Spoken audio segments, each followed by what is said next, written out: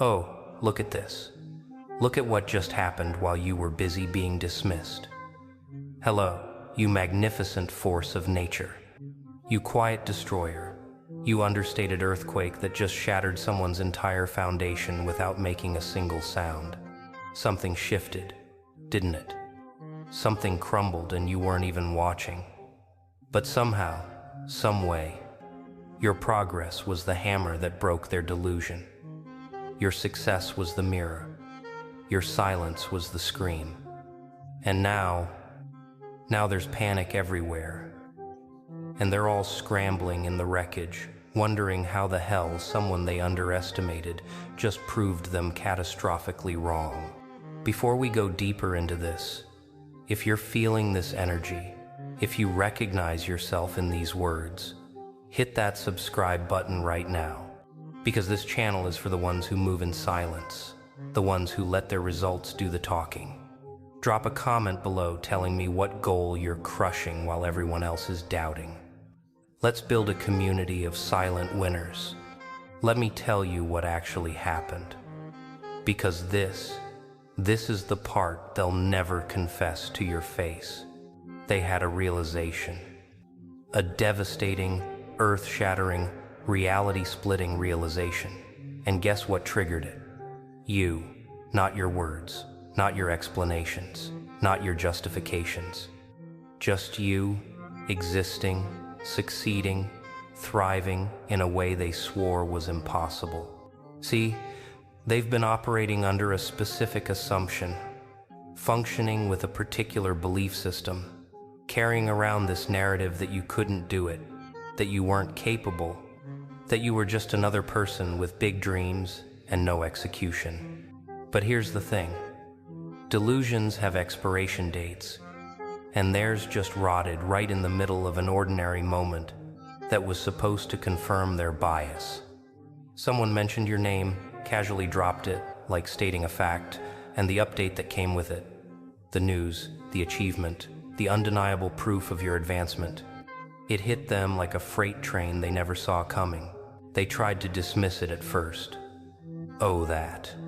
Yeah, I mean, good for them, I guess. But their jaw clenched just slightly. Their eyes widened just enough. Their breathing changed in a way they couldn't control. And the person delivering the news, the one who knows them, the one who's been listening to their predictions of your failure for months, they noticed. And they smiled. They pushed. They said, "I thought you said they'd never make it. I remember you laughing when they started. What happened to all that certainty?" And that's when the collapse began. Because being confronted with evidence that destroys your entire worldview is more painful than physical injury. Being forced to acknowledge that you were wrong about someone's potential is like watching your ego get executed in public, and suddenly the room felt smaller. Suddenly the air tasted different. Suddenly, everything they'd been saying, everything they'd been believing, everything they'd been banking on, revealed itself as wishful thinking, as projection, as desperate hope that you'd fail so they wouldn't have to face their own stagnation. They started backtracking, not gracefully, but frantically, like someone rewriting history in real time because the present is too uncomfortable. I never doubted them that much. I always knew they had potential. I was just being realistic about the challenges. But the other person wasn't having it. No. They leaned in harder. You literally said they were delusional. You said they were wasting their time. You made jokes about them at dinner parties. Don't rewrite this now just because you were wrong. And that was the kill shot. Because the truth devastates most when it's precise. The truth annihilates deepest when it's something you've been running from.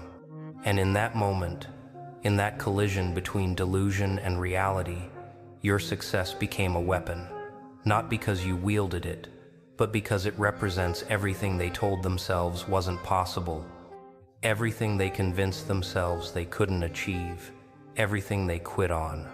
And the realization escalated, not as a conversation anymore, but as an internal crisis, a psychological earthquake, a fundamental questioning of every assumption they've made about success, effort, and worthiness.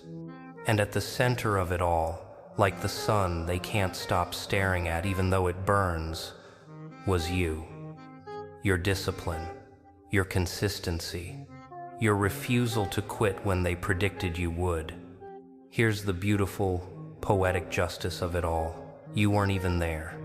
You were somewhere else, working, building, progressing, completely unaware that your name was triggering someone else's existential crisis, completely oblivious to the fact that the narrative they'd constructed about your inevitable failure just detonated and injured everyone who believed it.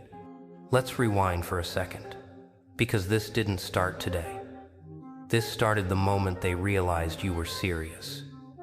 The moment they understood that you weren't just talking, you were doing. So what did they do? They doubled down on disbelief, not just to others but to themselves. They built this elaborate narrative, this carefully constructed prediction where you were destined to fail, where your ambition was just naivety, where your confidence was just delusion waiting to be corrected by reality. They practiced their "I told you so" speech, perfected the sympathetic tone they'd use when you quit, rehearsed the gentle condescension they'd deploy when reality brought you back down to earth. "Oh, I'm sorry it didn't work out, but you know, at least you tried." And they almost believed their own prophecy, almost convinced themselves that the script was inevitable, that your failure was predetermined. But the body doesn't lie, does it? The subconscious doesn't follow narratives.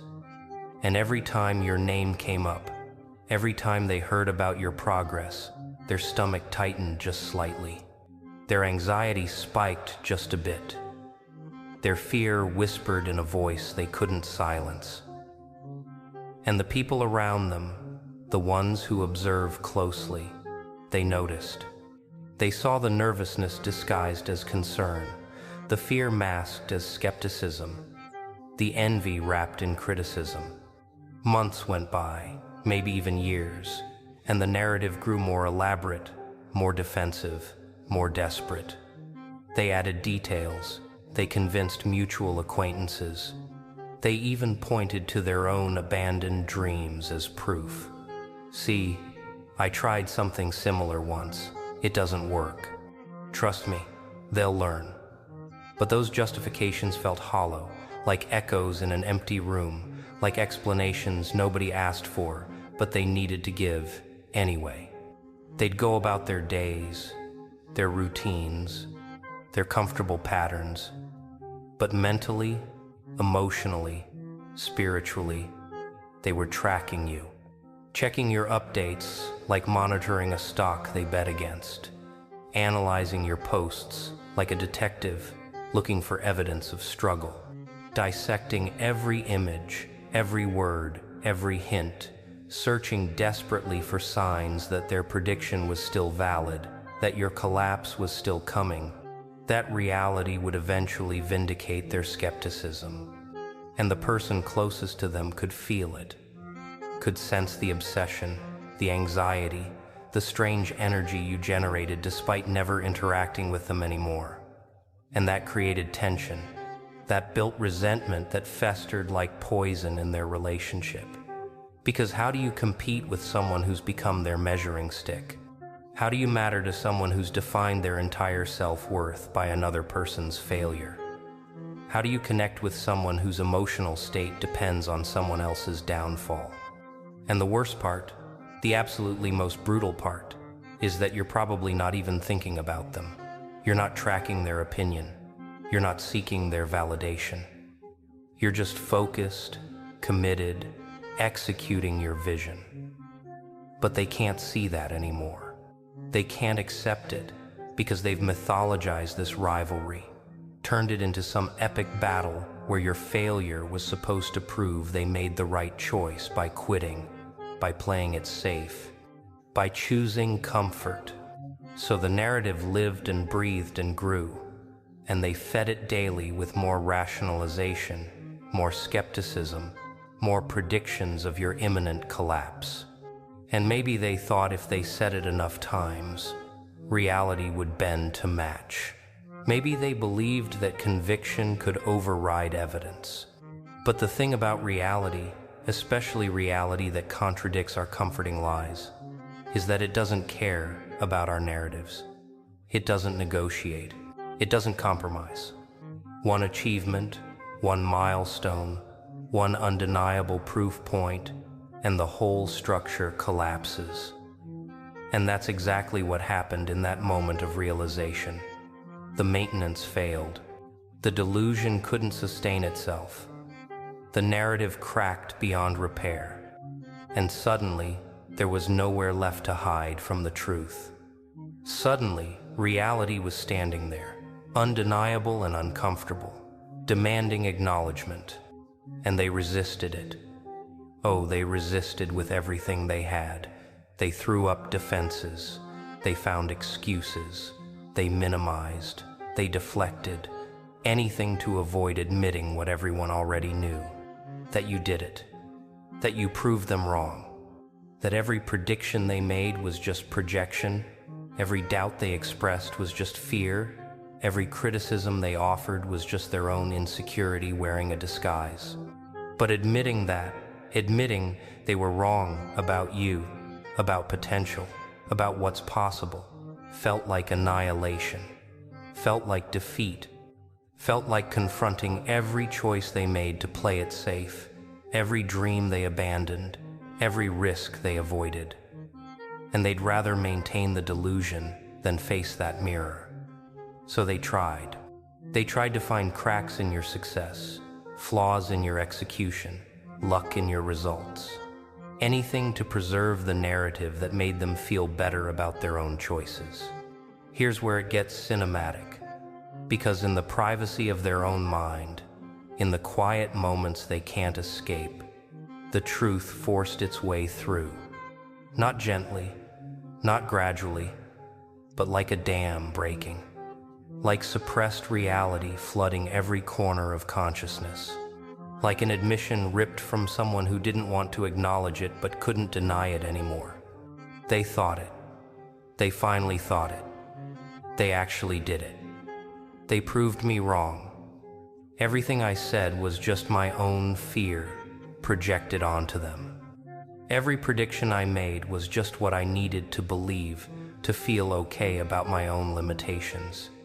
And their mind went silent for a moment, because there it was, the truth they'd been avoiding, the reality they'd been denying, the acknowledgement they'd sworn would never form in their consciousness.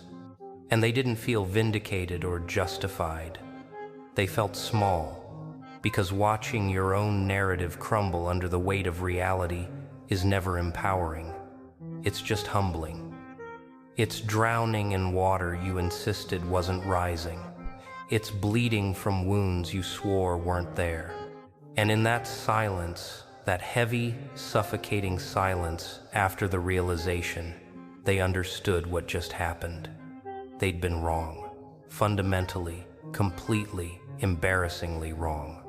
And there's no taking that back. There's no rewinding that moment. There's no pretending anymore that their skepticism was wisdom and not just weakness. But here's the twist.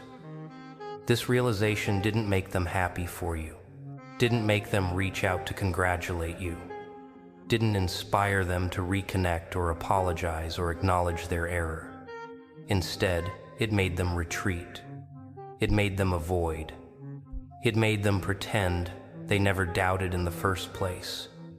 Because ego protects itself, doesn't it? Pride rebuilds its walls. And admitting you were wrong to someone's face requires a level of courage most people simply don't possess. So they moved on with their life, carrying this secret knowledge, this hidden understanding that they were wrong and you were right. And every time your name comes up now, they change the subject. Every time someone mentions your success, they go quiet. Every time they see proof of your progress, they look away. Because acknowledging it out loud would mean admitting they were wrong. And that's a price their ego refuses to pay. But it eats at them. In the quiet moments, in the 3 a.m. thoughts, in the reflections they can't avoid.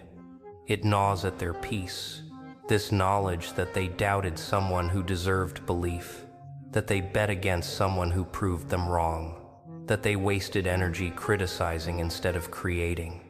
And here's what they'll never tell you, what they'll never admit, even to themselves. They're not angry at you, they're angry at themselves. They're not bitter about your success. They're bitter about their own stagnation. They're not resentful of your achievement. They're resentful of their own excuses. Because your success holds up a mirror, and that mirror shows them everything they could have been if they'd just tried, if they'd just committed, if they'd just believed in themselves the way you believed in yourself. And what about you? What about the person who sparked this whole crisis? You're still out there, still building, still growing, still pushing forward in your own journey, with your own challenges, your own obstacles, your own mountains to climb. And you have no idea that somewhere, someone is being forced to confront their own limitations because of your example. Someone is questioning their own choices because of your commitment. Someone is reevaluating their own potential because you proved what's possible. And maybe that should empower you. Or maybe it should just remind you why you keep going. Because being living proof that doubters are wrong, being walking evidence that potential is real, being breathing testimony that commitment conquers circumstance, that's a powerful form of existence. That's impact without intention. That's influence without effort. And the truth is, you probably didn't do it for them. You probably didn't do it to prove anyone wrong. You did it for yourself. Because you had a vision, a goal, a standard you wanted to reach. And their doubt was just noise.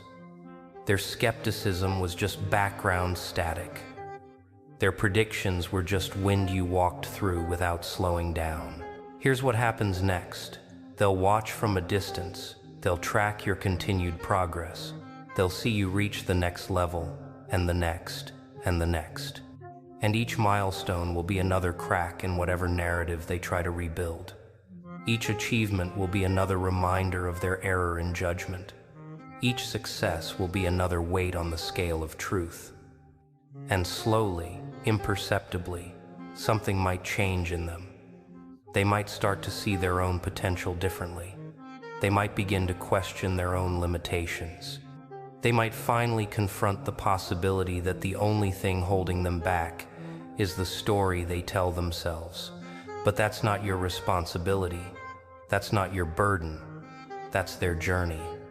Your job is simple. Keep going. Keep building. Keep proving that the only opinion that matters is your own. Keep demonstrating that belief plus action equals results, regardless of who doubts it. Keep being the living evidence that silences critics, not through arguments, but through outcomes. So let's talk about you for a second. Because this whole time you've been the catalyst, the example, the standard, without trying to be. And you didn't do anything manipulative. You didn't scheme. You didn't perform. You just committed. You just worked. You just refused to quit when quitting would have been easier. And somehow that was enough to force others to confront their own choices, to expose their own fears, to question their own narratives. And that should tell you something crucial about the kind of person you're becoming. See, most people talk about what they're going to do. They announce, they promise, they explain. But you're different. You're the kind of person who moves in silence and lets success make the noise. Who builds in private and reveals in public. Who commits without announcing and delivers without excusing. And that's rare. That's powerful. That's the kind of presence that changes the energy in every room you enter. And the people who witness your journey, the ones who get close enough to see your process, they never forget it. They carry your example with them. They measure their own effort against yours, even though you never asked them to, even though you probably don't want them to. And maybe that feels like too much responsibility. Maybe that feels like pressure you didn't sign up for. And you're right, it is. But it's also the reality of impact. When you commit fully, when you execute consistently, when you deliver undeniably, you become a standard. Not because you tried to be one, but because excellence always becomes a measuring stick. Here's the thing about being undeniable. Being the person others can't dismiss. Being the example others can't ignore. It's lonely because people don't always see you. They see your results. They see what you've accomplished, what you've built, what you've proven. And the real you, the actual you with your struggles and doubts and difficult days, gets lost in the perception. And that's not fair. That's not complete. But that's what happens when you're the kind of person who delivers. And maybe that's why you're selective with your energy. Maybe that's why you move carefully through connections. Maybe that's why you don't explain yourself to everyone, because you've learned that proof is more powerful than persuasion. You've discovered that results speak louder than reasoning. You've understood that showing is more effective than telling. And so you protect your focus. You guard your commitment.